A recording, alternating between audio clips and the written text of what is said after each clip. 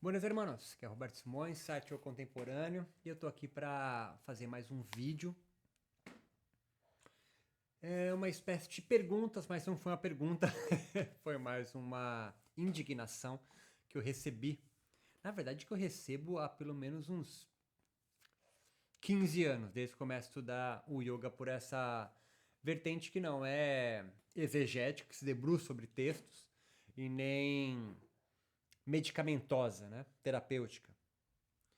De eu pensar o yoga com influências fora das escrituras do yoga.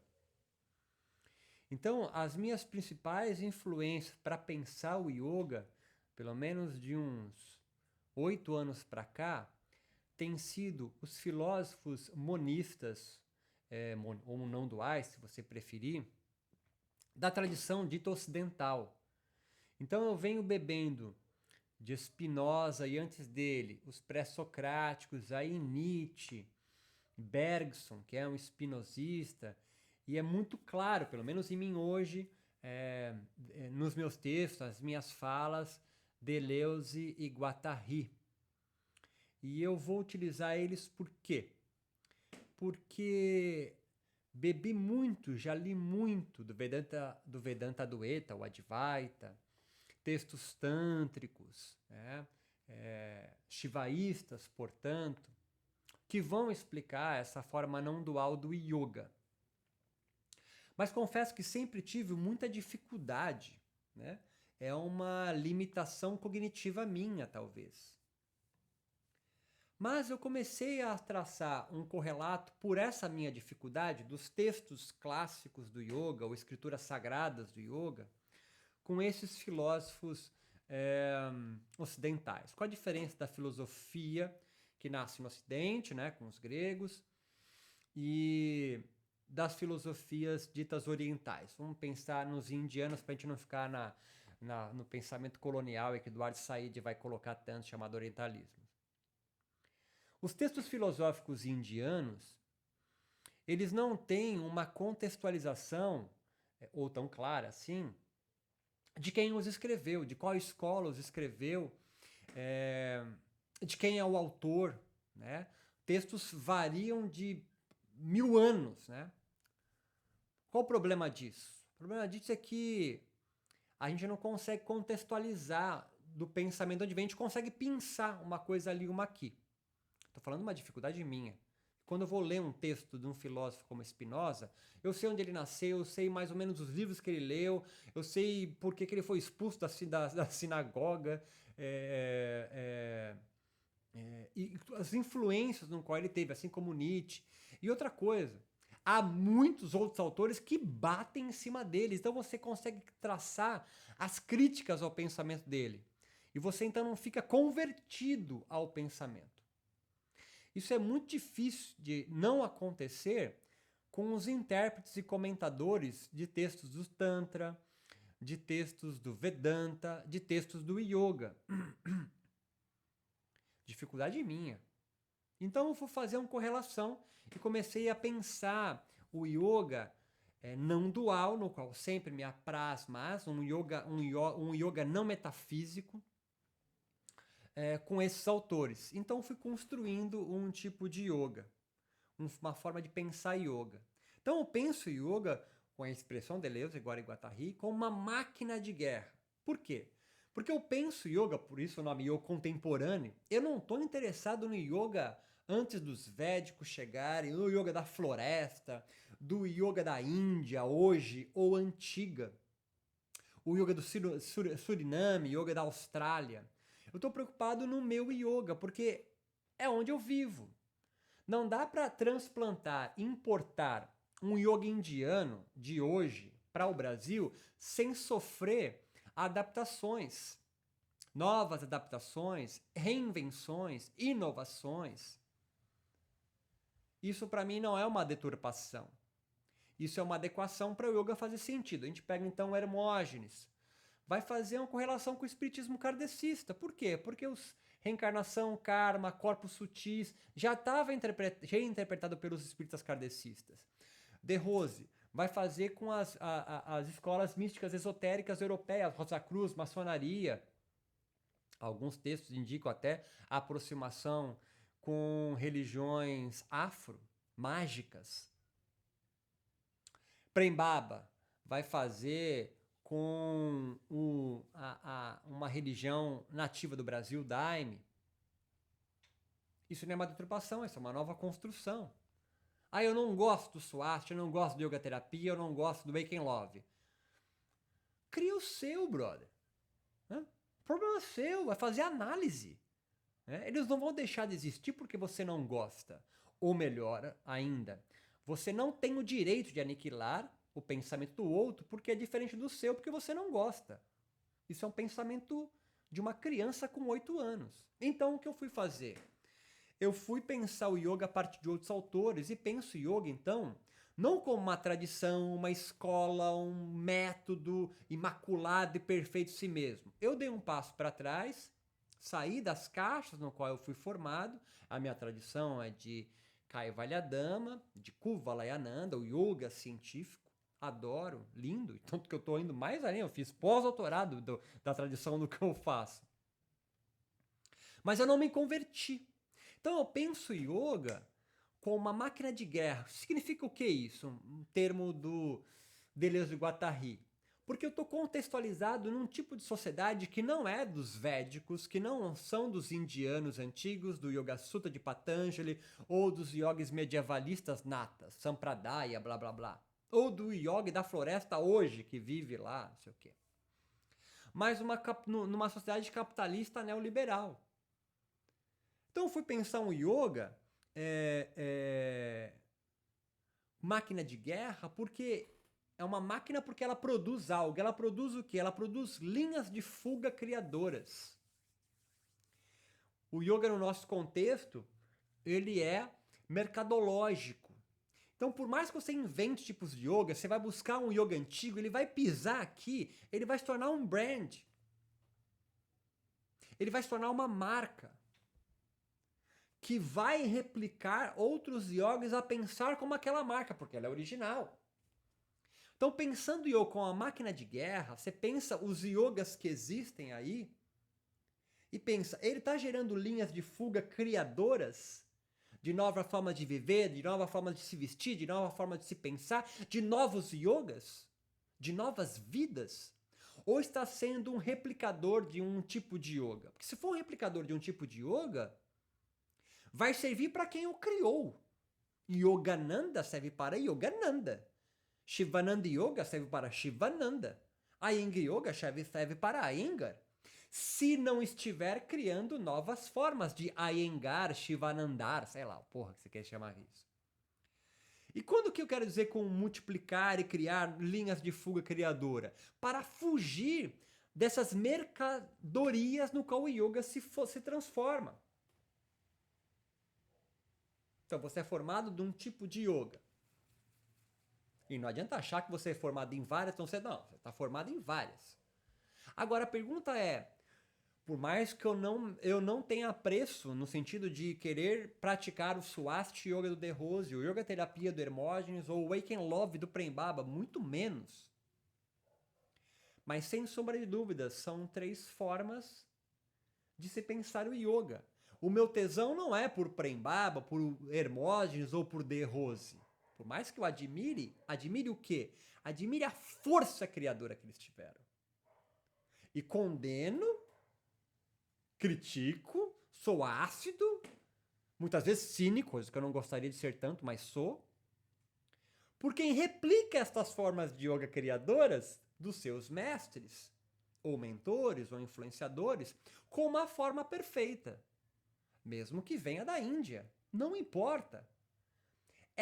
O yoga tem que ser você criar o yoga. Agora, o yoga que você cria não pode ser vendido. Porque é o yoga faz sentido para a sua vida. É isso que é uma linha de fuga criadora. Estou pegando pela mão tentando desenhar. Deleuze e Guattari odiariam o que eu estou fazendo aqui. Então, para que criar um novo tipo de yoga? Porque o seu corpo, a sua mente se interrelaciona, é atravessado por outros corpos e outras mentes. Você obrigatoriamente tem que criar um outro tipo de yoga para ter uma vida satisfatória, uma vida potente, criadora. Se você carrega nas costas outras formas de se pensar o yoga, que não foi criada por você, você é um replicador, você é um camelo, como diria Nietzsche, que carrega a moral de outro. Eu quero criar minha própria moral. E eu luto, escrevo, penso, gravo, faço vídeos, às vezes alguns artigos científicos. Minha vida acadêmica não era tão produtiva assim, mas eu me vejo muito mais como alguém que divulga a ciência e a forma de pensar do yoga. E quando eu falo isso, assim, me pedem: ah, mas qual yoga você pratica? Qual asana você faz? Né? Qual tipo de meditação você realiza? Que importa isso? Porque se eu descrever para você que tipo de yoga eu faço, que tipo de asana eu realizo, que tipo de meditação eu faço, pranayama que eu adoro, você vai copiar? Aí você vai criar um Beta Yoga? Tá ligado que não é esse o rolê? O yoga, então, com uma caixa de ferramentas. É uma máquina de guerra, produtora de linhas de fuga criadoras para novas formas de vida, para aumentar tua potência, tua alegria. Isso só pode acontecer quando você pensa o seu yoga, ou o yoga no qual você foi apresentado, ou os yogas no qual você foi apresentado, portanto meditações também, com uma caixa de ferramenta que tem à sua frente uma série de ferramentas, de utensílios, pranayamas, kriyas, mantras. E você vai então utilizar isso para criar a tua forma de vida criadora. Intuitiva, muito mais do que racional e imagética. Então pouco importa, né? Porque não é a liberdade do que eu faço com o yoga que interessa, mas o yoga, liberdade, para quê? A pergunta importante é não qual é o seu yoga. A pergunta importante que vale a pena ser perguntada é o seu yoga para quê? A sua liberdade para quê? Então, um dia alguém importante aí da Aliança do Yoga me perguntou, bravo, mandou na verdade um e-mail indignado, assim, irritada mesmo, comigo dizendo assim: você só critica, você é ácido, você é cínico com outros yogas, mas o que você deseja com isso, né? Você só quer acabar com os outros, né? Já me chamaram uma vez de... Uma amiga minha da pós-graduação me chamou de treta yoga, né? Só arruma treta. Eu diminui bastante isso. Então, assim, a crítica que eu teço, primeiramente, é contra esses pequenos fascistas que eu já falei bastante. Aquele cara que pensa o yoga dele idealístico, né? De um mundo ideal, puro, perfeito, si mesmo. Então, todo mundo que desvia desse yoga ideal no que ele acredita, que foi, então, convertido a ele, como deturpação. E ele, então, se sente como o responsável por preservar o yoga das deturpações. De mim, então. Mas, na verdade, mais do que esses pequenos fascistas, eu penso, eu luto a liberdade de yogis e yoginis se expressarem, brother. Com as suas linhas de fuga criadoras. Então, Acro Yoga, Pet Yoga, Beer Yoga, Ganja Yoga, são infinitas possibilidades de yoga, porque é mais importante que preservar um yoga é preservar a potência criadora que o yoga pode gerar em outros. E se eu... É um paradoxo. Se eu regro o yoga, eu me torno uma instituição que vai ditar as regras do que é e o que não é.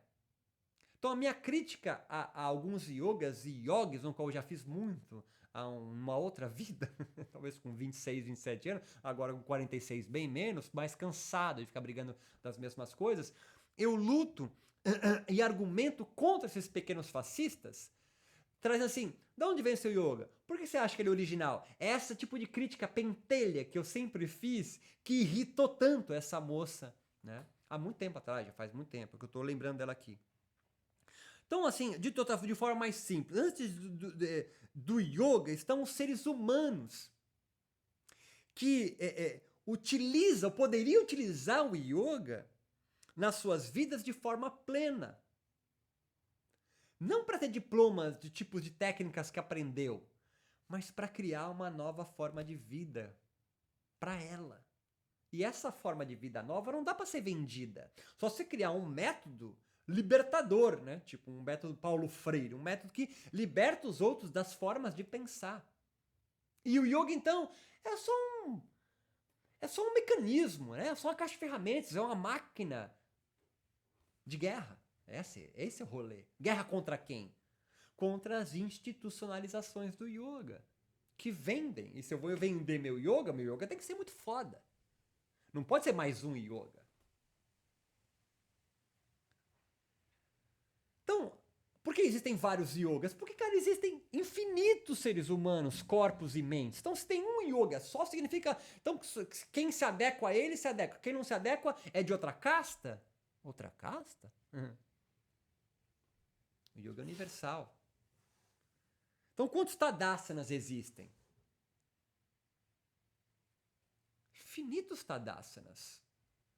E aí, se você vai pegar um corpo que adequar milimetricamente num esquadro, amarrando ele, você está libertando esse corpo ou você está amarrando ele, literalmente? É disso que eu sempre critiquei e briguei. Construa o seu próprio Tadasana, brother.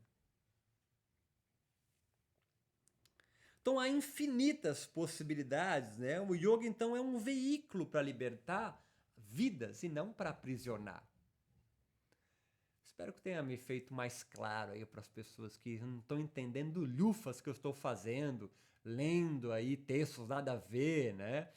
Eu sei que às vezes é pentelho, porque você está acostumado e eu faço de propósito, né? Que é para desterritorializar você, para tirar o seu chão. Aí você, desterritorializado, vai buscar apoio em novas terras, tá ligado? É Deus e Guattari. Essa é a ideia. É isso que às vezes te incomoda tanto em minhas falas, talvez. Espero ter me feito contribuir. Minha filha tá a milhão aqui atrás, que era para acabar com 8 minutos. Forte abraço, até o próximo. Meu nome é Roberto Simões, site Eu Contemporâneo. Você faz os negócios de sininhos aí, que a minha filha sempre fica falando. Eu nunca sei onde essas porra, onde eu coloco, porque eu não edito.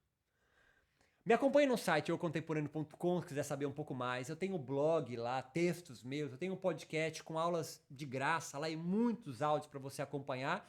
E se você tiver corajoso, for corajoso, assina minha plataforma EAD de baixo custo, uma dezena de cursos lá para você acessar, não aprender um novo asana, não para ser um professor de yoga, não para ser um professor de meditação, aprender uma técnica de pranayama ou de mantras. Existem pessoas muito mais competentes do que eu para fazendo isso, mas para conseguir sair da caixa e subir em cima dela. Forte abraço, até a próxima.